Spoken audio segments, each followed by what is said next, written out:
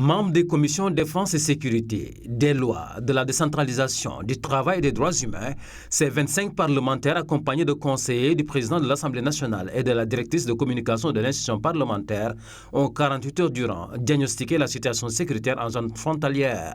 Des visites de proximité, conclaves et autres rencontres tenues à Ziguinchor ont permis à ces représentants du peuple de tirer un bilan satisfaisant de la situation sécuritaire en Casamance. On est satisfait quand même de voir une région dans une accalmie, n'est-ce pas, totale. Ce qu'on craignait, vraiment, on voit que la Casamance est stable. Nous l'avons vu. Et nous avons eu à visiter nos forces de défense et de sécurité dans les zones où elles se trouvent.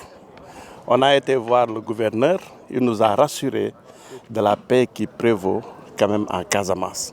Et vraiment, nos forces de défense et de sécurité qu'on a trouvées méritent beaucoup plus de considération. On sait aujourd'hui que le président de la République a beaucoup fait pour eux, mais qu'il continue quand même dans cette dynamique.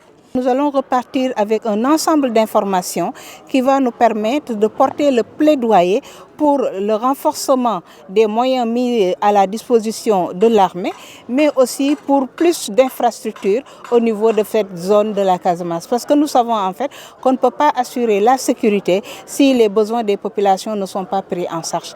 La question du déminage de la région a aussi été une préoccupation de ces parlementaires qui rassurent quant à une probable reprise des opérations de déminage humanitaire. Il y a un déminage, je ne sais pas, humanitaire. Ce sont les ONG qui prennent ça en charge.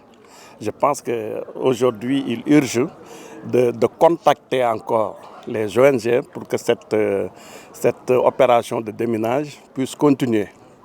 Et aussi, au niveau de l'armée, je pense que du fait que notre pays a signé la convention de l'Ottawa, ça va continuer. Et du fait que aussi, eux qui détiennent, nos combattants qui détiennent quand même les plans de mines installés dans leur cantonnement, puissent aussi faire preuve de compréhension, parce qu'ils parlent maintenant de paix, nos combattants, que je salue au passage, qui sont là présents et qui font beaucoup quand même actes de compréhension et de volonté pour que la paix revienne définitivement dans cette belle région. Que dire alors de l'approche transfrontalière nécessaire pour une réponse efficace à la problématique de la sécurité? Nous avons tout le temps fait des links avec les autres parlements et je pense que la commission défense et sécurité va entrer en contact avec les parlements de ces pays frontaliers pour discuter avec eux et qu'ensemble nous allions effectivement